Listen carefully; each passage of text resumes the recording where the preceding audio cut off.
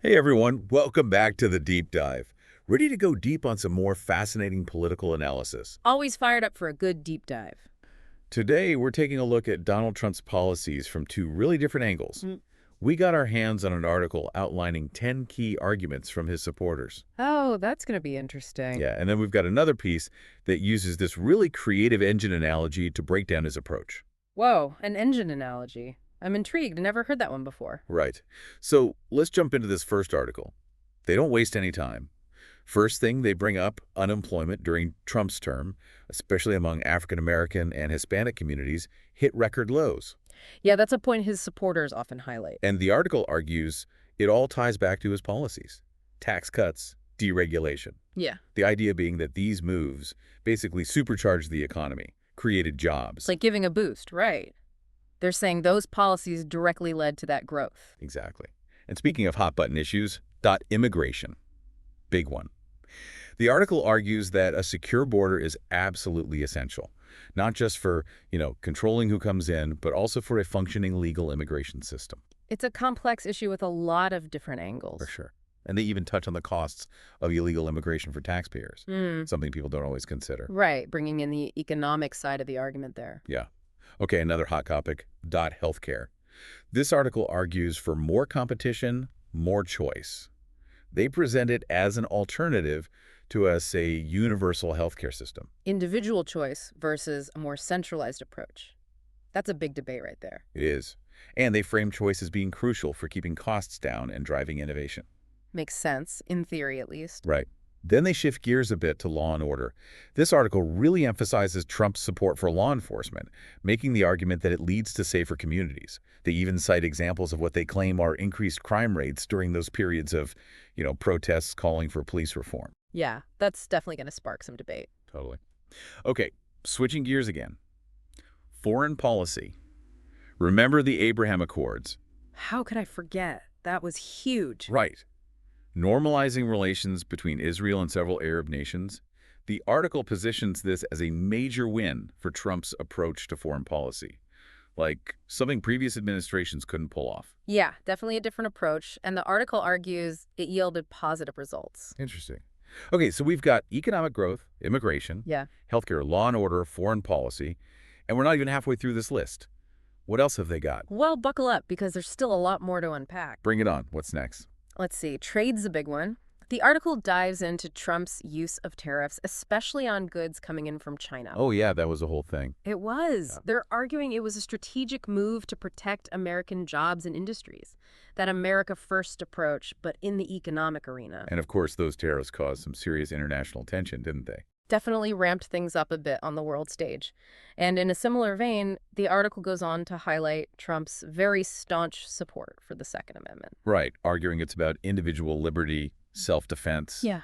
even a check against tyranny. Exactly. Definitely a different perspective than we often hear from, say, gun control advocates. Right. Okay, what else? We still got a few more key points to cover. Okay, so next up, education.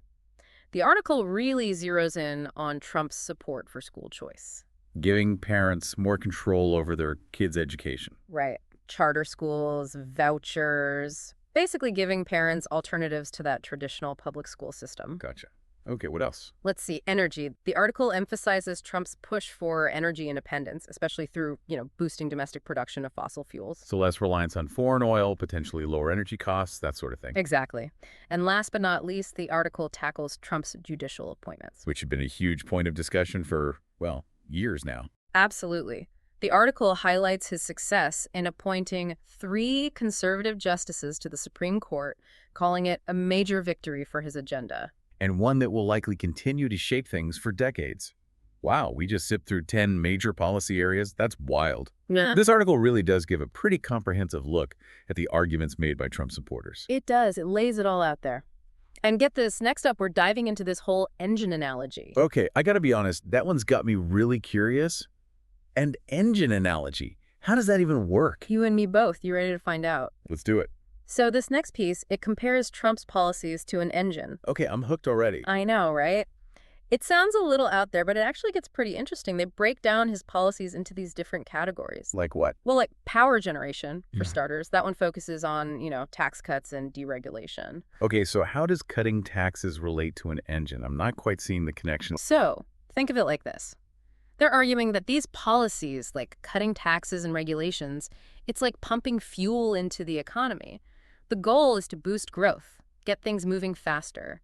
More fuel equals more power, more economic activity. I get it. Exactly. Then there's fuel efficiency. Okay, so that's got to be about, like, making the most of our resources, Yeah, right? got it. They link that to policies focused on energy independence.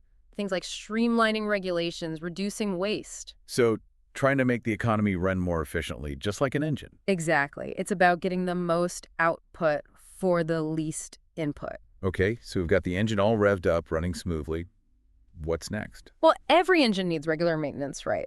And that's where they bring in things like infrastructure and, get this, immigration. Wait, infrastructure and immigration? How do those fit into the whole engine maintenance thing? That's a new one. Right. It seems a little strange at first, but they actually make a pretty interesting connection. So, investing in infrastructure. They're saying it's like investing in the essential components that keep the whole economy running smoothly. Roads, bridges, those are like the well-oiled parts that keep everything moving. Exactly. And Yeah. then with immigration, it's a bit more about like maintaining the integrity of this system. Okay, so controlling who comes in, making sure things stay balanced. I see where they're going with that. All right, so we've got power generation, fuel efficiency, maintenance. What are the last couple of pieces in this engine analogy? Okay, so the next one is innovation. Think of it like upgrading the engine for peak performance.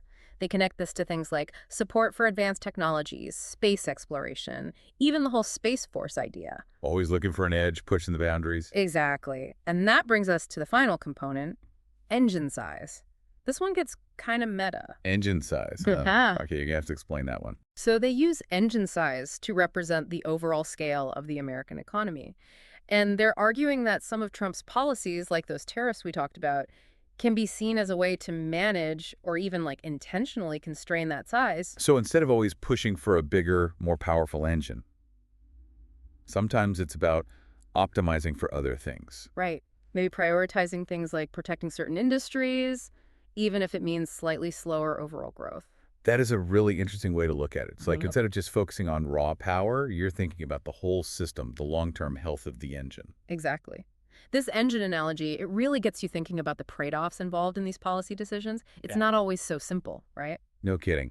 Honestly, this whole engine analogy is seriously clever. I mean, I never thought I'd be thinking about tax cuts and tariffs in terms of pistons and fuel efficiency, but it really works. It helps you see how interconnected all these different policy areas really are. That's the beauty of a good analogy, right?